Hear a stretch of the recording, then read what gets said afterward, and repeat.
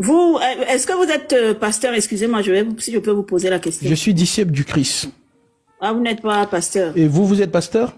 Moi, je suis pasteur, monsieur. Selon quelle écriture?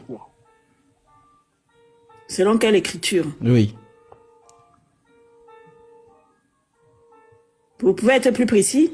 Vous êtes pasteur selon quelle écriture? Puisque nous sommes en tout cas, nous sommes la continuité de l'Assemblée des Saints de Jérusalem. Et dans la continuité de l'Assemblée des Saints de Jérusalem, nous sommes fidèles à l'enseignement apostolique. Éphésiens 2:20, vous avez été édifiés sur le fondement des apôtres et des prophètes. C'est la même chose. Ok, maintenant, montrez-moi selon les écritures apostoliques où la femme est pasteur.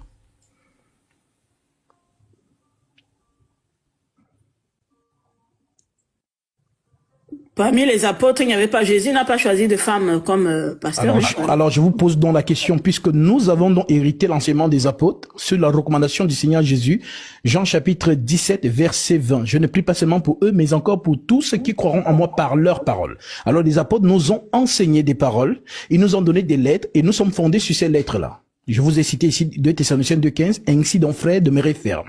Et retenez les instructions que vous avez reçues, soit par notre parole, soit par notre lettre. Alors, selon les lettres apostoliques, est-ce que vous pouvez nous donner une écriture où la femme est pasteur? Mais, je viens de vous dire que parmi les disciples que le Seigneur avait choisis, il n'y avait pas de femme. Alors pourquoi Mais nous voyons bien dans les Saintes Écritures le rôle de la femme. Par exemple? Voilà. On voit Déborah qui était prophétesse, par exemple. Déborah était dans l'église. Elle était prophétesse. Et Déborah était dans l'église.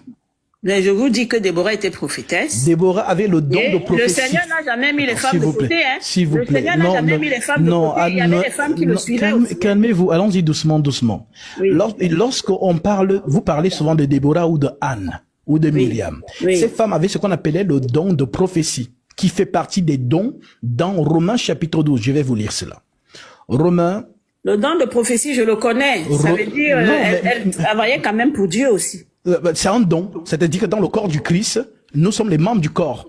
Et aucun membre du corps de Christ n'est infonctionnel. Tous les membres de Christ fonctionnent.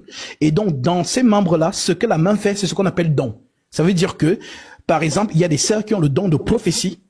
Il y a des frères qui ont le don de prophétie, mais ce n'est pas justement un ministère prophétique, c'est-à-dire dans l'enseignement. Donc, quand tu dis que tu as le don de prophétie, tu veux parler de quoi? De Nombre chapitre 12, verset 5. Donc, dans ce don-là, il y a des sœurs en Christ qui l'ont, mais elles ne sont pas justement, elles n'ont pas le ministère de la parole. On va dire ça comme ça. Maintenant, c'est le pourquoi je voulais vous lire Romains chapitre 12, verset 6 qui vous dit, puisque nous avons donc des dons différents, selon la grâce qui nous a été accordée, que celui qui a le don de prophétie l'exerce selon l'analogie de la foi. Donc le don de prophétie, justement, c'est ce don-là que le Seigneur manifeste dans l'Église, justement, comme sentinelle, pour voir des choses dans le monde spirituel et l'annoncer justement à l'Assemblée des Saints. Comme le faisaient justement ceux qui avaient le don de prophétie.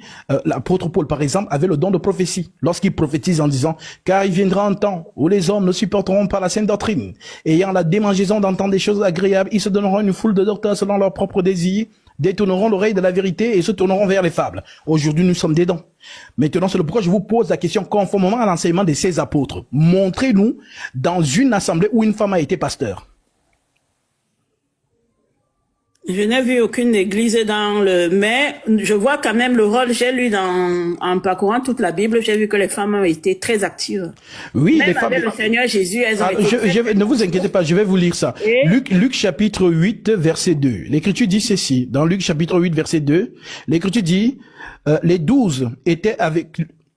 Ensuite, Jésus alla de ville en ville et de village en village, prêchant et annonçant la bonne nouvelle du royaume de Dieu. Les 12 étaient avec lui et quelques femmes qui avaient été guéries d'esprits malins et de maladies, Marie dite de Magdala, de laquelle étaient sortis 7 démons, Jeanne, femme de Sousa, intendant d'Hérode, Suzanne et plusieurs autres qui l'assistaient de leurs biens. Donc les femmes qui étaient là assistaient le Seigneur justement avec ses apôtres de leurs biens. Maintenant, aucune de ces femmes n'enseignait. Maintenant, je te donne maintenant la recommandation apostolique du Saint-Esprit dans l'église du Seigneur Jésus-Christ. 1 Corinthiens chapitre 14, que certainement vous connaissez. Verset 33. L'Écriture dit ceci. Car Dieu n'est pas un Dieu de désordre, mais un Dieu de paix, comme dans toutes les églises des saints. Que les femmes se taisent dans les assemblées, car il ne leur est pas permis d'y parler, mais qu'elles soient soumises selon que le dit aussi la loi. Si elles veulent s'instruire sur quelque chose, qu'elles interrogent leur mari à la maison, car il est malséant à une femme de parler dans l'église. Est-ce de chez vous que la parole de Dieu est sortie? Ou est-ce à vous celle qu'elle est parvenue? Si quelqu'un croit être prophète ou inspiré, qu'il reconnaisse que ce que je vous écris est un commandement du Seigneur. Si quelqu'un l'ignore, qu'il l'ignore. Donc voilà ce que les apôtres prescrivent dans l'assemblée des saints. Les femmes, lorsque l'église, dans l'assemblée des saints, est justement rassemblée, les femmes n'ont pas le droit d'enseigner. Et la femme, justement, ne peut pas prendre autorité au milieu de cette réunion-là. Et je concilie cela avec 1 Timothée chapitre 2, que vous connaissez aussi certainement, verset 9, l'écriture dit je veux que les femmes vêtues d'une manière décente, avec pudeur et modestie, ne se parlent ni de tresse, ni de paix, ni de tresse, ni d'or, ni de pelle, ni d'habits somptueux, mais qu'elles se parlent de bonnes œuvres comme il convient à des femmes qui font profession de servir Dieu. Que la femme écoute l'instruction en silence, avec une entière soumission. Je ne permets pas à la femme d'enseigner, ni de prendre autorité sur l'homme, mais qu'elle demeure dans le silence. Est-ce que, selon les deux écritures que je viens de lire, vous vous reconnaissez dedans? Je suis pasteur, hein. Alors je vous pose la question. Est-ce que vous vous reconnaissez dans ces deux écritures? Ça, c'est les recommandations de l'apôtre, quoi. Mais Donc, je n'ai pas vu une parole biblique où le Seigneur interdit aux femmes de... Ah, donc si je comprends bien, on n'écoute pas les apôtres, on écoute le Seigneur, c'est ça? C'est pas ce que je dis, hein. Alors, vous dites, bon, alors, attendez, on va lire ce que le Seigneur lui dit. Jean chapitre 17, versets 19 à 20. Voici ce que le Seigneur dit. Je me sanctifie moi-même pour eux, parlant des 12, afin qu'eux aussi soient sanctifiés par la vérité. Et ce n'est pas pour eux seulement que je prie, mais encore pour tous ceux qui croiront en moi par leur parole. Maintenant, si tu veux croire au vrai Jésus-Christ, le Seigneur te recommande les 12 par leur parole. Mais dans eux, ils t'ont prescrit, selon l'Esprit Saint, les deux écritures que je viens de te lire. Est-ce que tu obéis à ces écritures ou tu n'obéis pas? J'obéis à la sainte doctrine, hein. Amen. Alors, la sainte doctrine, c'est, quand on parle de sainte doctrine, c'est notre capacité à mettre en pratique la parole. Donc, lorsque vous dites que vous êtes pasteur, alors je pose la question, ceux qui vous ont mis dans cette position-là, est-ce qu'ils ne connaissaient pas ces écritures?